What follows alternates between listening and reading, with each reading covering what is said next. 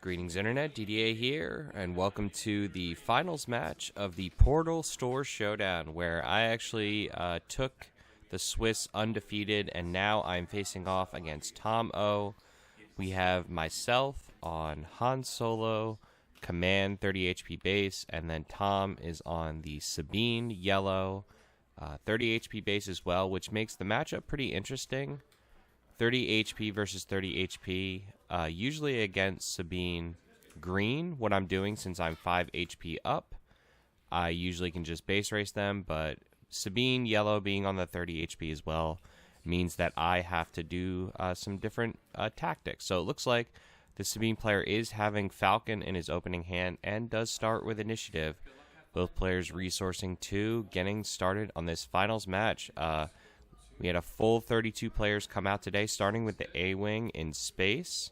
So pretty standard there for Sabine. However, Tom did mention that he doesn't play the Han matchup too often, and I think this opening play kind of shows that because it's very risky. If I have Falcon, I do not have the Falcon answer to answer his A-Wing in space. Instead, going to throw down the Homestead Militia. Just kind of matching the 3 damage, but it looks like I did draw into the Falcon right there, so we might be seeing that come out this round.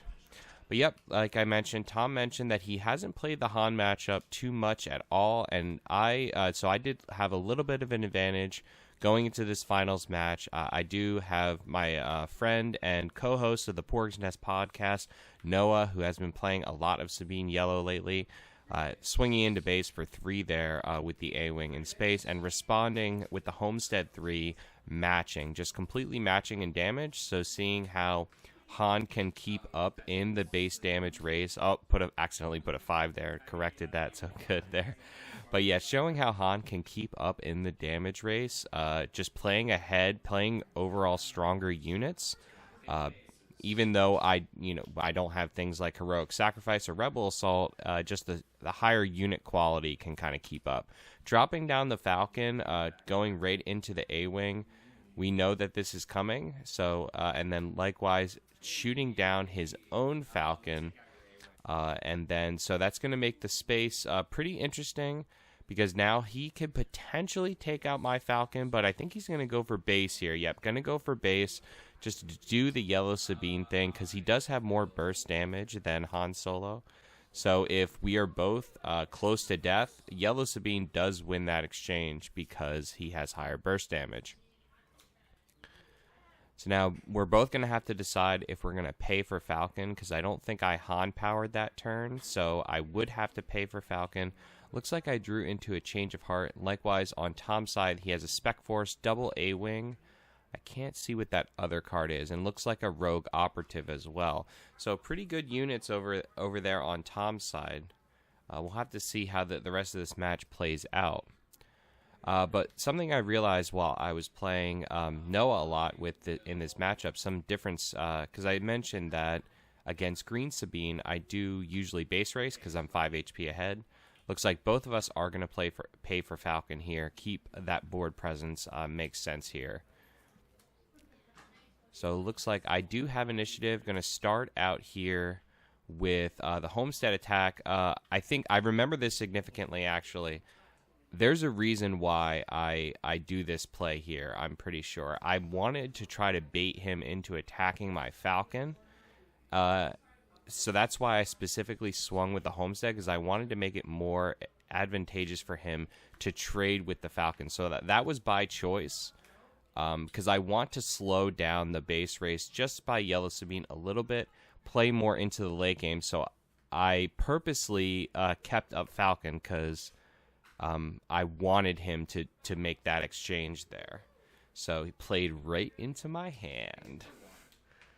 But yep, continuously pinging. Yep, and then there is the reason why I wanted him to do that, because I had the Azatuk in hand to ambush in to take out his Falcon.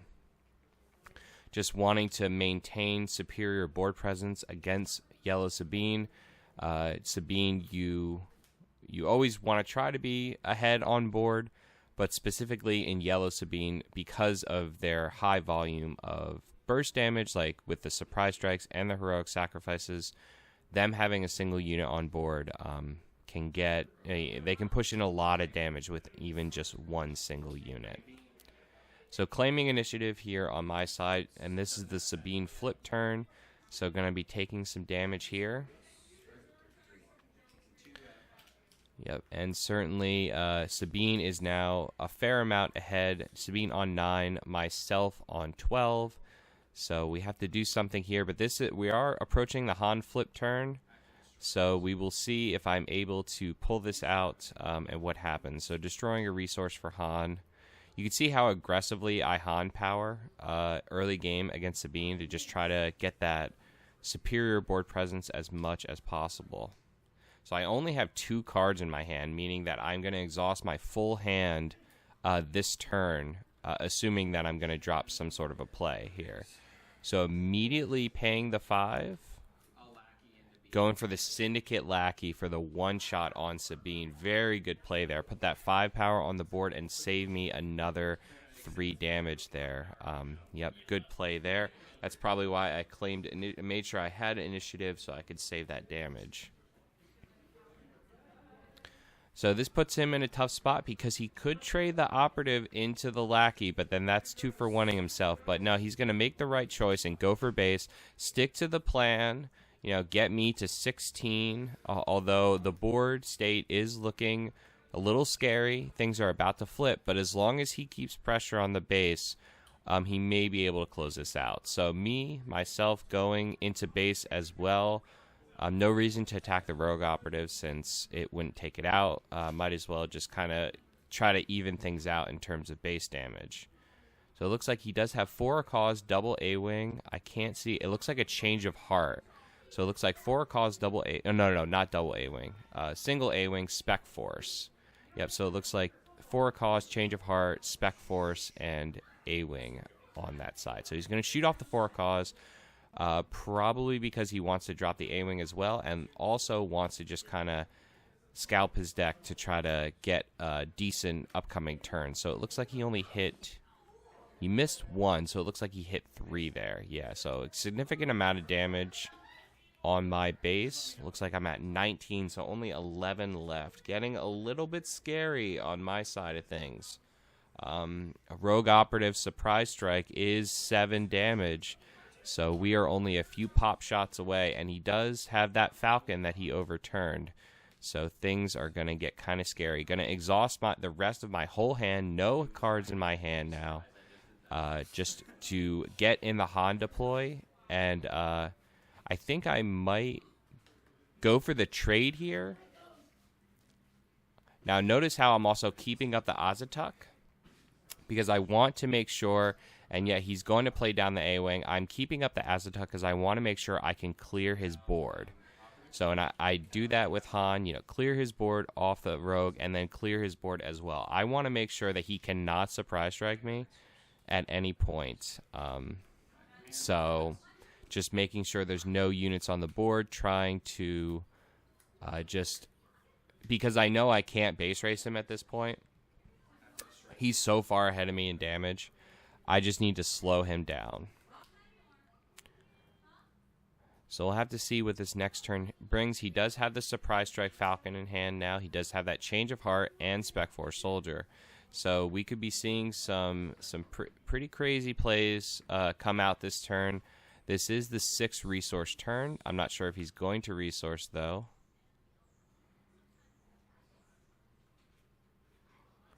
Yep, he's got Spec Force. Yep, he's going to resource the Spec Force, so Change of Heart is online. He could potentially push in a little bit more damage with that Change of Heart.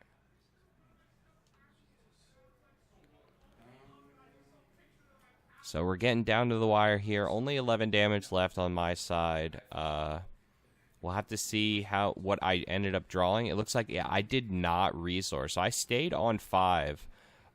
Which is kind of crazy, not seeing the 7 drop come out. But the Lackey does just do a big board swing in the Han deck's favor, because it does take away the leader extra damage and then put 5 power on my side of the board. So while I didn't 7 drop, I had a very big swing on that turn just by dropping the Lackey.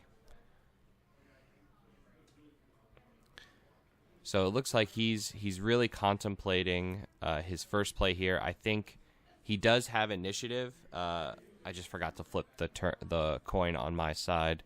But he does have initiative. He's contemplating what he wants his play to be. He does have that change of heart. That is an option.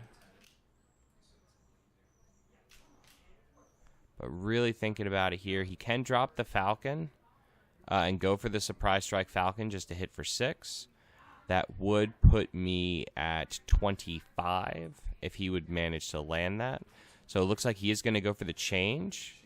Yep, he's going to throw down the change of heart, take my Homestead Militia. So then that way he can just kind of take out, I guess he might be thinking take out the Lackey. But it looks like I'm going to go to take it out with Han, because Han will survive.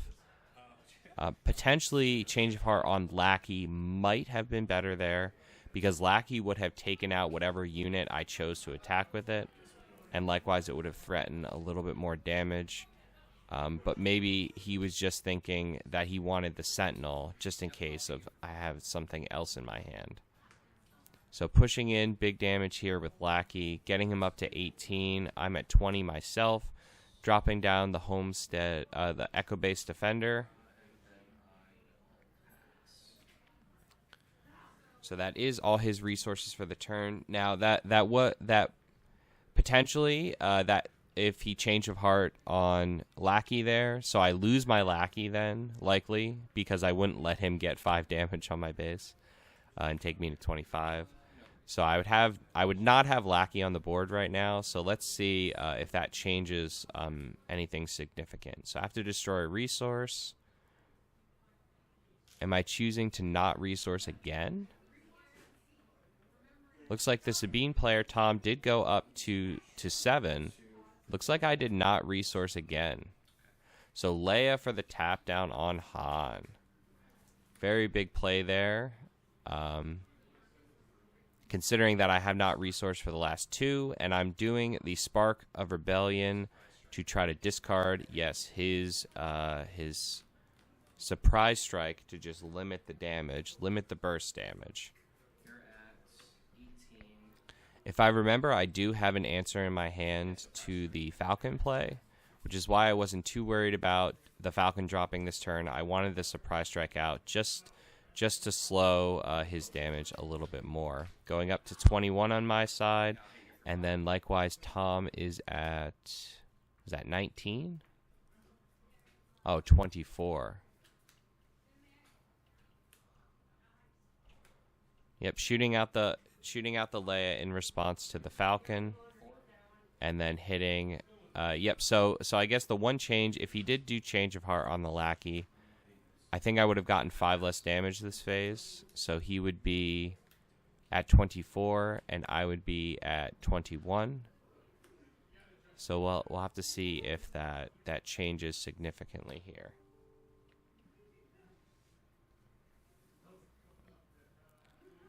So going into the last turn, I always love when I untap. I know it's the last turn with Sabine, like when we're both in the low 20s. Looks like he just conceded here because he didn't really have the damage to push through. So potentially, I don't think. Yeah, I think he just had units in his hand. So more than likely, it wouldn't have changed the outcome if he did the different change of heart target, because I still had a ton of damage to push in that turn with the Sentinel for the ground. He could have only done 3 damage with the Falcon. So yeah, I think I would have had around 11 damage to push in even without the Lackey there. So good game 1. So it looks like both players are going to sideboard, and at this point in the tournament, like I said, we had a full 32 players came out and were looking to take the champion. This is actually the second time that I've gotten to finals, so I was really looking to get my championship mace. So I was really well accustomed to sideboarding against Sabine at this point. Looks like he is putting his Fang fighters in and Chewbacca in as well. It looks like he put both Fangs and Chewbacca. Chewbacca is actually not a bad add against this deck, because my units don't have a crazy amount of power, so me killing Chewbacca is difficult, and Chewbacca could be that little bit of differential to just offset the damage race that we're doing against each other. You know, I'm forced to attack Chewbacca, and he gets extra damage with Chewbacca untapping. I'm sideboarding in the Bamboozles and the Cunnings against him. Cunning, just for the ultimate board swing against aggro decks, is really, really strong when you get to like the 5th and 6th turn. Even just doing it when you Han deploy could be significant. A really big swing there you can do to the board. And then likewise, Bamboozle is good because a lot of Sabine players are putting experience on Sabine. It's very common to do that. Wing Leader Sabine, Metal Ceremony Sabine, very common. So it's always good to respond, especially to Wing Leader on Sabine with the Bamboozle, because it saves you the 3 damage. Well, it saves you the 5 damage, but then also saves you much, much more damage in subsequent turns now that Wing Leader experience is not on Sabine. So it's kind of interesting how you can just change a color of a deck and it just be such a different match. I played so many Sabine ECL matches. I must have close to 50 matches against Sabine ECL, and I only have about maybe 4 or 5 matches against Yellow Sabine, but it's very interesting to me how differently I approach the matches. Just the differences in the units that they play and the events that they play. It makes a huge difference. And the 30 HP base, I think, is the most significant change, because it just pretty much sets my role in this match as the controller versus the aggressor. There's a 1 in a billion chance of me actually being the aggressor. So it looks like this hand is kind of crazy on the Sabine side. I saw R2 double Leia. Does not look great. Yeah, so he's going to send that back. Yeah, send that back. R2 double Leia. It's not a terrible play, to be honest. I couldn't see what else was in his hand, but there is a potential for him to keep that, because he could drop Leia R2 turn 1, which is not terrible, because you're still getting 3 power on the board, and R2's sticky. So not sure what else he had there, but potentially he could have kept that hand just to do the double unit play on turn 1. Looks like Azatuk. I see Falcon. Is that Chewbacca? There's a Wing Leader. So looks like a higher costed hand and a surprise strike. Yeah, I'm not sure if he has a turn 1 play, which would be really a difficult position to be put in this match. Not having a turn 1 play does give me the opportunity to play aggressively and possibly take the role of the aggressor in this matchup. Oh no, he does have a turn 1 play, which is the Spec Force Soldier. Not the greatest turn 1 play, especially if I do have an Echo-based defender. I could really kind of put him on the back burner there if I'm able to get out Echo-base, which I think I do here. Yes, I do. Yeah, Echo-base here is pretty much like the one situation that Echo-based defender is an excellent turn 1 play against aggro. You can see that how aggressively I'm Han powering. I've Han powered turn 1 every time against aggro. You always want to do that just to get the high quality unit out on board turn 1. So this puts Tom in a tough spot here because Echo Base survives the Spec Force hit. So either he's 2-for-1ing himself by using a card like Heroic Sacrifice or Surprise Strike to take out the Echo Base, or he's just taking 4 to the face, which does not seem great in this match, because I can definitely push in a lot of damage pretty quickly. So he does have that Surprise Strike in his hand, so he can 2-for-1 himself. Unfortunate, not the best play. He would rather play that Falcon, but the ground is scary right now, and he literally can do nothing with that Spec Force. So really tough call here. He has the K2 in hand as well. So yeah, it looks like this is a really tough call. I mean, it's not a good play, but it's the play he had to do. I don't fault him. That's the play he had to do. Otherwise, he's taken at least 8 damage in the ground. He had to take out that unit. It's unfortunate, though. Shooting down my own Homestead Militia to just prepare to continue to put pressure on and have that Sentinel eventually go online when I flip Han. So the fact that we're going into turn 3 and there is no damage on the base in this matchup, in my opinion, kind of shows that I do have control of the match. The longer the match goes with the least amount of base damage, the more Han takes over. Because certainly the late game of Han Solo is very, very, very strong. Now, I usually do take out most of my late game against the aggro matchup, but even my mid to late game is pretty strong because I'm usually adding Change of Heart and things like that in the Cunnings. So dropping down K2, responding with my own Ezra, and then we'll see the Sabine flip here to catch up in damage, and I'm going to take initiative.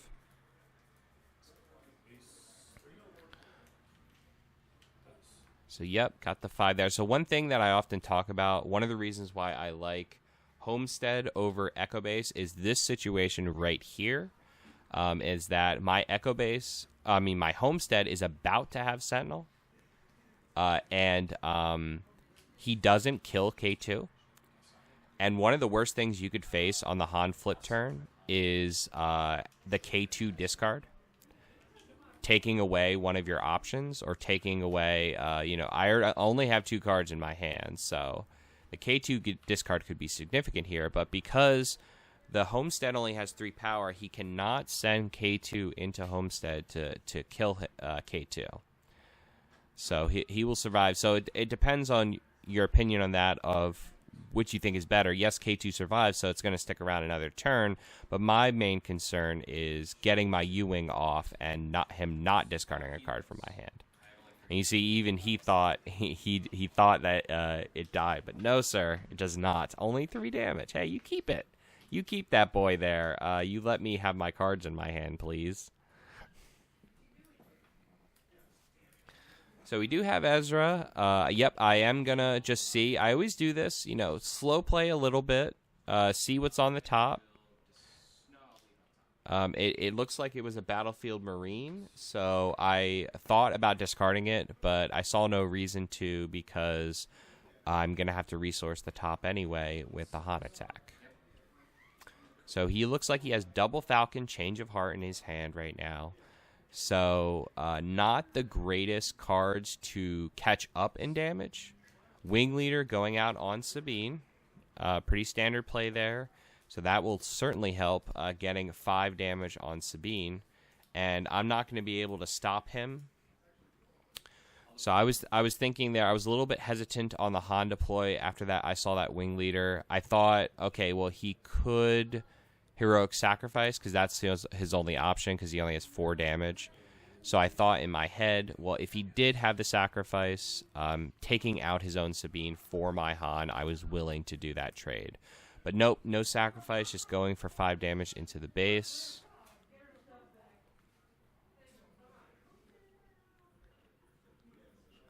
So I think here I'm deciding whether or not I want to attack base. So this is the point. This is like the tipping point, the breaking point in some of these matchups, because you have to really decide whether you're going to play the role of the controller or the role of the aggressor here. And the damage is fairly even. I know I'm going to U-Wing. So I have to consider that, and whether or not to go to base. It's a tough call with my Han Solo, but I do decide to go to base, knowing that I'm going to U-Wing, knowing that I can grab some Sentinels, thinking that I can just kind of just race him to the end of the game. So here comes the U-Wing, first U-Wing of this series. Let's see what we got on this U-Wing. This is going to be a big, big point in the game. After I decided to base race, hopefully the U-Wing lines up with what I want to do. There's so many options that could be good here. I do see a Falcon. I see an Azatuk. Looks like I see a Greedo there as well. So I could be seeing a double 3-drop Greedo come out here.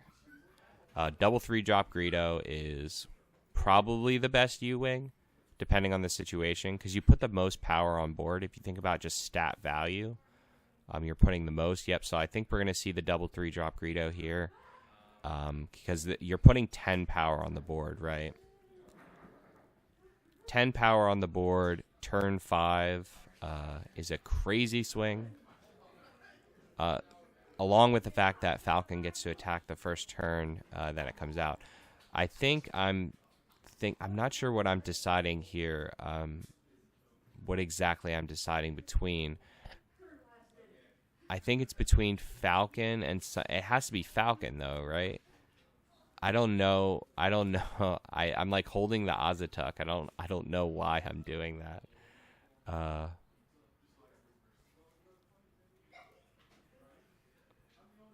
But obviously there has to be some other, maybe a 4-drop or a 3. I think, you know what I think it was? I think I had Akbar in there. Yeah. I think I had an Akbar in the U-Wing. So I was deciding if I wanted to Akbar or just go for base. That's what it was. I'm pretty sure. So did decide to go for the Falcon. Like again, 10 power on board.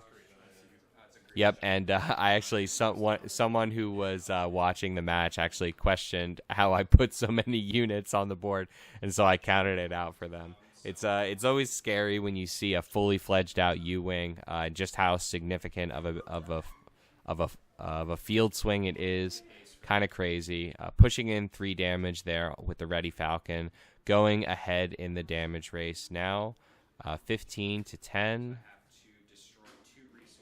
Oh, so there is my Akbar. So I must not have had... I don't know what I was deciding between there. I don't remember. So I did decide to resource, and then destroying 2 as Classic Han will do.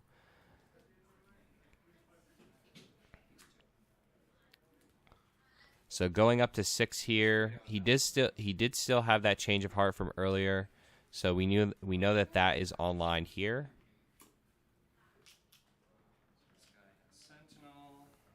So the ground is looking kind of scary. I do have 2 cards in my hand, so I can survive the K2 discard. 6 resources, so I can go up to 7. The change of heart is online, but the damage is looking kind of scary on my side of things. So we're going to see the change here. I think this is the right call. Pulling the Echo Base Defender, forcing me to not attack his base. And then obviously I'm going to kill my own unit. So I think that might have been his thought process for the previous game as well, because the Sentinel forces me to kill my own unit. Whereas another choice, I could maybe ignore it. So we're going to go Greedo in here, and then we're going to actually get the trigger on K2 and kill the K2 there. Huge swing there with Greedo. 1 resource taking out a 4 and a 3 cost unit. Greedo just showing how strong he is sometimes. So Tom choosing to do the 3 damage to the base, even things up in damage a little bit, although the board is looking very scary on my side of things. So Tom is tapped out now, using 6 resources on the change of heart, but it did create a board swing. You know, he saved himself 7 damage there. That was very significant. Shooting in 5 damage into the base, going up to 18. Now, what are we going to have come out? The Bright Hope. Just lock down the air. Not messing around with any surprise strike shenanigans from a wing leader. Don't want to deal with that. Yep, so he's at 15, so I think I have 10 damage on board.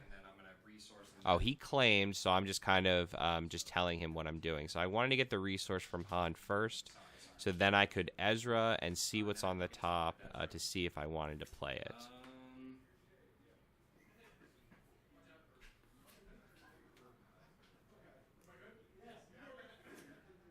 So deciding if I want to play the top, I am going to play the top, which is a Battlefield Marine, just putting additional damage on the board.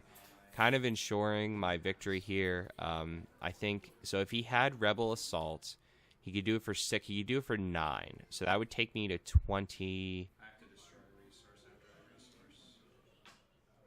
That would take me to 27. So an out-of-aspect Rebel Assault, which is not crazy. There are plenty of Yellow Sabines playing out-of-aspect Rebel Assault. And in a matchup like this, when you're base racing and burst damage really matters, the out-of-aspect Rebel Assault could be a good choice here because it's going to take me 2 actions to take him out. But he is still off a little bit, so he still needs 2 actions. So we'll see how this this final turn plays out here.